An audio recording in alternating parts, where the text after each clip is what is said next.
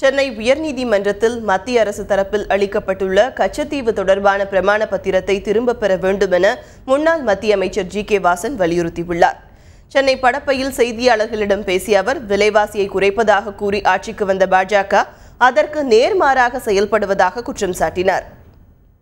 நீதிமன்றத்தில் மத்திய அரசு தரப்பில் அளிக்கப்பட்டுள்ள கச்சத்தீவு சம்பந்தமான பிரமாண பத்திரத்தை திரும்பப் பெற வேண்டும் என்று நான் வலியுறுத்துகிறேன். தமிழக மீனவர்களுடைய இன்னல்களும் துயரங்களும் முழுமையாக நீங்க வேண்டுமென்றால் கச்சத்தீவு பிரச்சனையிலே ஒரு சுமூகமான சூழல் ஏற்பட வேண்டும். ஆட்சிக்கு வந்த 30 நாட்களிலே விலைவாசி அதிகம் என்று கூறி தேர்தலிலே மக்களிடம் வாக்கு கேட்டவர்கள் விலைவாசியை குறைப்பதற்கான எந்த முயற்சியையும் எடுக்கவில்லை.